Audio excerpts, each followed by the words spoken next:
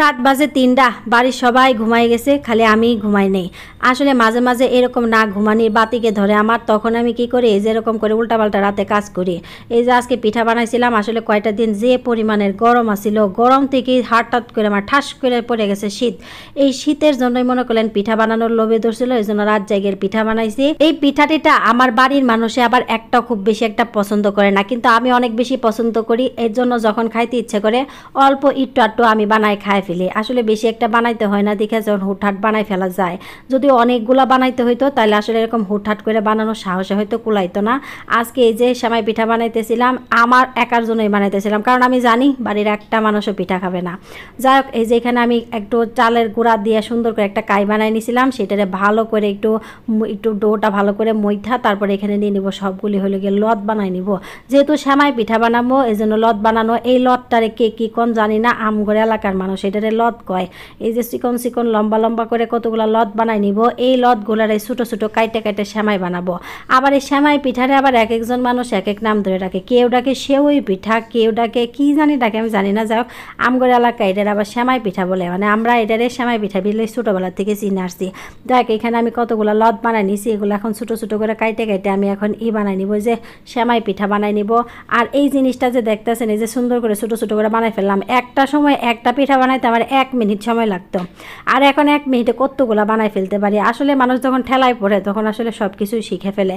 অথচ বাপের ঘরে যখন আসিলাম, আম্মা বানাইছে আর খালি খাইছি, আম্মা বানাইছে আর আমরা খাইছি। যাক, এখন ধরেন বানানির মানুষ নাই, আমার নিজের একলাই বানাই বানাই খাইতে হয়। মাঝে মাঝে আম্মা বানাই খাওয়াই, তখন খাই। যাক, এখানে আমি সেমাইগুলো সুন্দর করে বানাই নিছি। এই সেমাইগুলো এখন সুন্দর করে রান্না করে নিব। এর জন্য আমি চুলার মধ্যে আগের থেকে দুধ জাল দিয়ে নিয়েছিলাম। এখানে প্রায় 3.5 লিটার দুধ ছিল, জাল দিয়ে 1.5 লিটারের মতো বাড়াই নিছি। আসলে দুধটা যত ঘন হবে পিঠাটা খাইতে তত বেশি মজা হবে। 4টা এলাচি দিয়ে দিছি, তাহলে সুন্দর একটা ঘ্রাণ হবে। চুলার মধ্যে দুধটা দিয়ে যখন ভালো করে বলক উঠবে তখন আস্তে আস্তে পিঠাগুলো দিয়ে দিব। একসাথে সবগুলা পিঠা দিয়ে দিলে আসলে বিরাট ঝামেলা হয়ে যাবে, মানে পিঠা দলা পাকাই যাবে, পিঠা হলে খাইতে একটু মজা লাগবে না। তারপরে এখানে আস্তে আস্তে পিঠাগুলো দিয়ে নাড়াচাড়া দিয়ে সুন্দর করে বলক তুললা এই পিঠাটা ভালো করে রান্না করে নিব।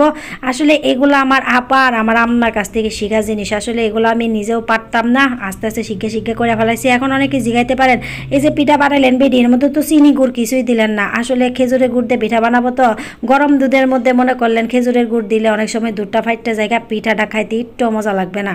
তাই সবসময় এরকম করে খেজুরের গুড় দিয়ে পিঠা বানাই। দুধ থেকে চুলার থেকে পাতিলটা নামাইয়া যখন দুধটা একটু হালকা ঠান্ডা হয় তখন মিশাই দিয়ে হলো খেজুরের গুড়। তাইলে মনে করলেন দুধটা ফাইটটা যাওয়ার কোনো সম্ভাবনাই থাকে না। তারপরে আমার জামাই যে আমার সুন্দর সুন্দর কতগুলো মাটির হাঁড়ি পাতিল কিনে দিছিল, সেটা আজকে কাজে লাগাইলাম। একটা দেখেন সুন্দর করে ডেকোরেশন করে নিলাম। আসলে জিনিসটার বৈশিষ্ট্যই চেঞ্জ হয়ে গেল, মনে হলো সেমাই পিঠা না, এটা মনে করলেন অনেক আরও দামি একটা বিরাট একটা মজার জিনিস। আসলে যদি মজা এবং দামি দুইটাই। তারপরে পিঠাটা বানানো শেষ, এখন খাবো। আসলে বিশ্বাস করেন পিঠাটা খাইতে সেই মজা হয়েছিল, দুর্দান্ত। যদি অনেকে খালি কমেন্ট বেরি রাম দেওয়ার খয়, দুর্দান্ত স্বাদ হয়েছিল, অনেক মজা হয়েছিল। আসলে যেটা মজা হয় সেটাই আসলে আপনাদের সামনে শেয়ার করি।